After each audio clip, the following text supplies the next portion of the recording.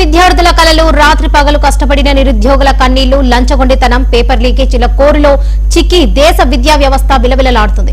ఈ నేపథ్యంలోనే భాగ్యనగరం వేదికగా ఒక పెన్ను పొలిటికల్ డ్రామాకు తెరలేచింది. దేశవ్యాప్తంగా ఎడ్యుకేషన్ స్కామ్ల యుద్ధం ప్రకటించిన కాక్రోచ్ జనతా పార్టీ తన నిరసనలతో మెట్రో నగరాలను కదిలిస్తుంది.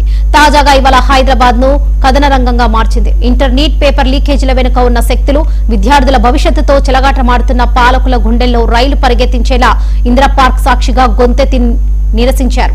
Global social activities Sonam Wangchuk ఎంట్రీతో ఈ నిరసన కొత్త మలుపు తిరిగింది.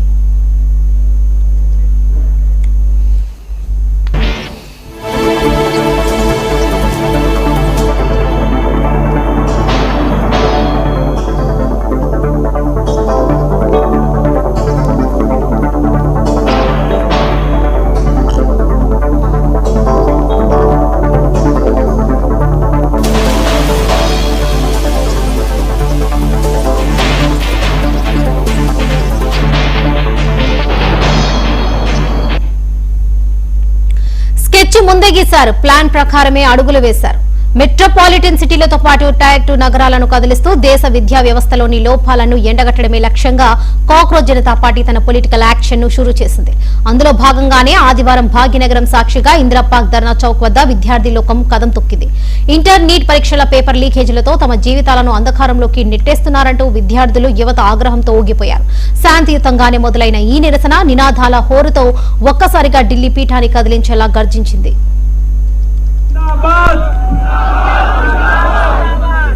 ఇప్పుడు ఒక స్టూడెంట్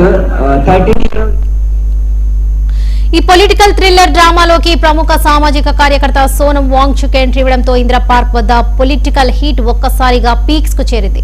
విద్యార్థుల పోరాటానికి నేనున్నానంటూ ఆయన అండగా నిలిచారు. ప్రజాస్వామ్యంలో పౌరులకు తమ అభిప్రాయాలను బహిరంగంగా వ్యక్తం చేసి హక్కు ఉండాలని, లేదంటే దీని నిరంకుశ రాజ్యంగా ప్రకటించాలంటూ పాలకులపై నిప్పులు చెరిగారు. ప్రభుత్వ పాఠశాలల దుస్థితిని, సామాన్యుడికి అందుబాటులో లేని విద్యా వ్యయాలను ఎత్తి చూపుతూ దేశ భవిష్యత్తును కాపాడుకోవడానికి యువత అంతా ఏకం కావాలని పిలుపునిచ్చారు.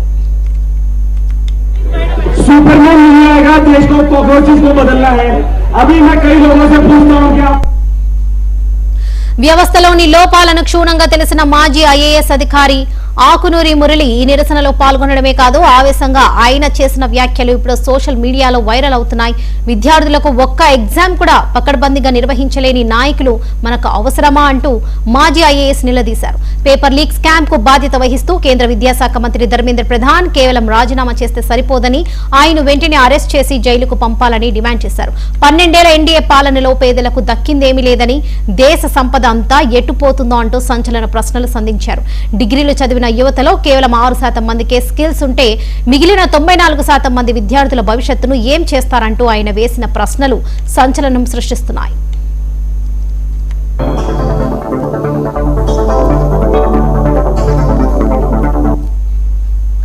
జూన్ 11 నుంచి జూన్ 20 వరకు దేశంలోని అన్ని మెట్రోపాలిటన్ నగరాలు, టైర్ 2 సిటీలో నిరసన జ్వాలలు రగిల్చిన కాక్రోచ్ జనతా పార్టీ ఇప్పుడు తన అసలు క్లైమాక్స్ సీను ఢిల్లీలో చూపించబోతుంది. ఈ నెల 20వ తేదీన దేశ రాజధానిలోని జంతర్ మంతర్ వద్ద భారీ ఎత్తున నిరసనకు ప్లాన్ చేస్తుంది. దేశవ్యాప్తంగా ఉన్న విద్యార్థి లోకాన్ని అక్కడికి తరలించేందుకు వ్యూహాలు సిద్ధం చేసింది. మరి ఈ పొలిటికల్ వార్ కు ఢిల్లీ సర్కార్ అనుమతిస్తుందా, లేక విద్యార్థుల గొంతునకే ప్రయత్నం చేస్తుందా? విద్యార్థుల భవిష్యత్తుతో ముడిపడిన ఈ సుదీర్ఘ పోరాటం ఏ తీరానికి చేరుతుందనేది ఆసక్తికరంగా మారింది.